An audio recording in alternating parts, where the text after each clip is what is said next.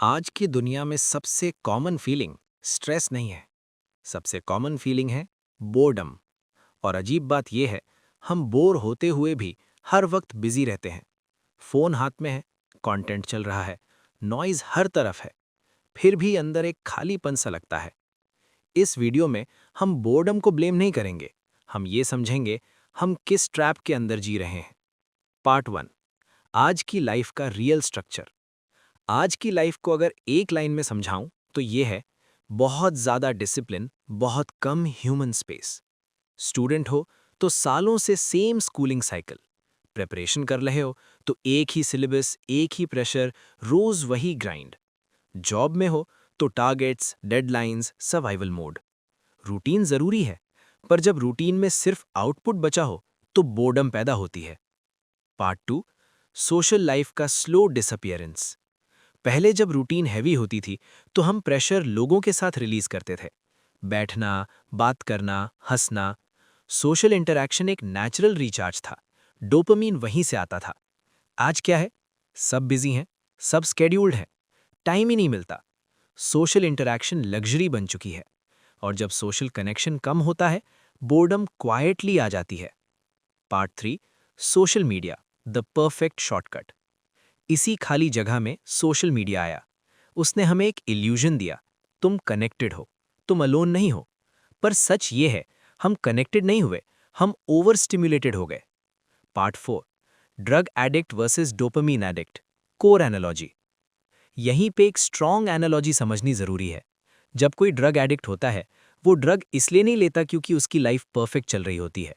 वो ड्रग लेता है क्योंकि रियल लाइफ में कुछ मिसिंग होता है। आज हम ड्रग्स नहीं ले रहे, लेकिन हम डोपामीन के एडिक्ट बन चुके हैं। पैटर्न सेम है। ड्रग एडिक्ट का पैटर्न होता है रियल लाइफ पेनफुल, ड्रग से इंस्टेंट रिलीफ, थोड़ी देर का हाई, फिर क्रैश, फिर और ड्रग। डोपामीन एडिक्ट का पैटर्न भी वही है। Routine exhausting, social life almost zero, boredom unbearable. Phone उठाया, रील्स, स्क्रोलिंग, स्टिम्युलेशन। थोड़ी देर का हाई, फिर और एम्प्टीनेस, फिर और स्क्रोलिंग। डिफरेंस सिर्फ इतना है, ड्रग एडिक्शन सोसाइटी को दिख जाता है, डोपामीन एडिक्शन सोशली एक्सेप्टेबल है। इसीलिए ये और डेंजरस है। पार्ट 5, बाइपोलर स्टेट जिसमें हम जीते हैं। इस स्टेज पे हम एक बाइपोलर सिचुएशन में आ जाते हैं। एक तरफ बहुत ज्यादा बोर्डम, दूसरी तरफ बहुत ज्यादा डोपामीन स्टिम्युलेशन। बीच में कोई स्टेबल इमोशनल ग्राउंड नहीं। बिल्कुल वही स्टेट जहां एडिक्ट फंसा होता है। Part 6, new year but different thinking. अब बात करते हैं न्यू ईयर की। हर साल हम बोलते हैं इस साल कुछ नया करेंगे, पर अक्सर नया का मतलब होता है नया डिस्ट्रैक्शन। इस बार अगर हम थोड़ा ऑनेस्टली सोचें तो न्यू ईयर का सबसे पावरफुल डिसीजन ये होना चाहिए, मैं अपनी डोपामीन एडिक्शन से निकलने का प्लान बनाऊंगा। पार्ट 7, एडिक्शन मोड में लर्निंग क्यों नहीं होती। जब तक हम एडिक्शन मोड में जी रहे हैं, हम कुछ नया सीख ही नहीं सकते। ड्रग एडिक्ट नया स्किल नहीं सीखता, डोपामीन एडिक्ट भी सिर्फ कंज्यूम करता है। लर्निंग के लिए फोकस चाहिए, पेशेंस चाहिए, थोड़ा बोर्डम टॉलरेट करना आना चाहिए। और ये तीन चीजें एडिक्शन में पॉसिबल ही नहीं होती। Part 8, new year equals to direction reset.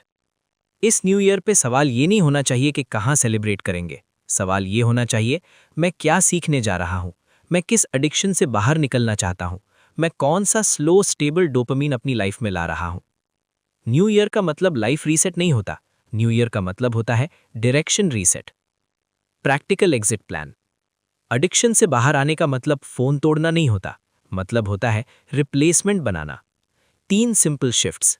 पहला, कंजम्पशन से लर्निंग की तरफ। रोज 30 मिनट कम स्क्रोलिंग, 30 मिनट कुछ सीखना। दूसरा, हाई डोपामीन से स्टेबल डोपामीन की तरफ। Skill, hobby, reading, physical movement. तीसरा, वर्चुअल से रियल कनेक्शन की तरफ। हर वीक एक रियल कॉन्वर्सेशन, बिना फोन के। कंक्लूजन, इस न्यू ईयर रेजोल्यूशन ये मत बनाओ कि तुम और एंटरटेन्ड रहोगे। रेजोल्यूशन ये बनाओ कि तुम और अवेयर रहोगे। अवेयरनेस एडिक्शन को तोड़ती है, और जब एडिक्शन कम होती है, बोर्डम एक प्रॉब्लम नहीं रहती, वो एक सिग्नल बन जाती है कि लाइफ में क्या मिसिंग है। और जो इंसान बोर्डम को समझना सीख लेता है, वही डोपामीन का मास्टर बनता है, स्लेव नहीं।